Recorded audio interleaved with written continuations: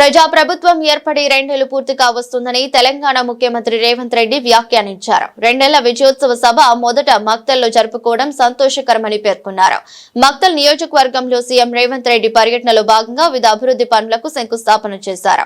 అనంతరం ప్రసంగించారు సీఎం రేవంత్ రెడ్డి. ఉమ్మడి రాష్ట్రంలో ప్రత్యేక తెలంగాణ సిద్ధించిన తర్వాత కూడా ఉమ్మడి మహబూబ్ నగర్ జిల్లా నిర్లక్ష్యానికి గురైందని ఆవేదన వ్యక్తం చేశారు.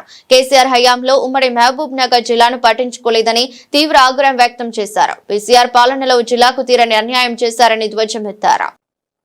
నిజాం నవాబ్ల నుంచి నిజాం సర్కార్ నుంచి స్వతంత్రం వచ్చి మొట్టమొదటి హైదరాబాద్ రాష్ట్రం ఏర్పడ్డప్పుడు మన పాలమూరు బిడ్డ బూరుగుల రామకృష్ణారావు గారు మొట్టమొదటి ముఖ్యమంత్రిగా బాధ్యతలు చేపట్టిండు. ఆనాటి నుంచి ఈనాటి వరకు 75 సంవత్సరాలలో మన పాలమూరు జిల్లాకు మళ్ళీ ముఖ్యమంత్రి అవకాశం రాలే. ఎవరు ఈ ప్రాంతానికి మంత్రులైనా ఆ ముఖ్యమంత్రుల చెప్పు చేతల్లో కట్టు బానిసలుగా కొనసాగడం వల్ల మన జిల్లా అభివృద్ధి కార్యక్రమాలు జరగలేదు. వలసలు వెళ్ళే ఈ జిల్లా తట్ట పని, పార పని, మట్టి పని కోసం ఇతర రాష్ట్రాలు, ఇతర దేశాలకు బ్రతకడానికి వలస వెళుతున్న మన కష్టాలను, మన కన్నీళ్లను తూర్చడానికి ఎవరు బాధ్యత తీసుకోలే.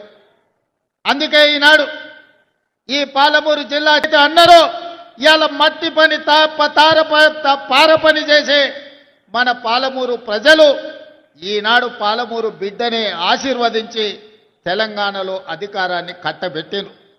అందుకే ఇవాళ మా పెద్దలు దామోదర్ రాజనరసింహ గారి సహకారంతో, మా మిత్రులు కోమటిరెడ్డి వెంకటరెడ్డి గారి సహకారంతో ఈనాడు కల్వకుర్తి ప్రాజెక్టులను పూర్తి చేసుకోవడమే కాదు, పాలమూరు రంగారెడ్డి ఎత్తిపోతల ప్రాజెక్టులో భాగంగా మా అనిరుద్ధ్ రెడ్డి ఎన్నాళ్ళ నుంచో మా ప్రాజెక్టుకు ఆర్&ఆర్ సరైన న్యాయం జరగలే.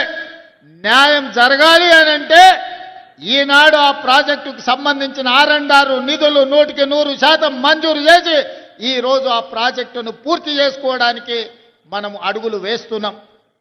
అదేవిధంగా ఉమ్మడి రాష్ట్రంలో మనమందరం ఆనాడు చిట్టం నర్సిరెడ్డి గారు ప్రారంభించిన మక్తల్ నారాయణపేట కొడంగల్ ప్రాజెక్టును ఉమ్మడి రాష్ట్రంలో నేను మంజూరు చేయించుకొస్తే ఆనాటి ప్రభుత్వం 10 సంవత్సరాలు ఆ ప్రాజెక్టును, ఆ జీవోలను తొక్కిపెట్టి మన నోట్లో మట్టి కొట్టిండ్రు.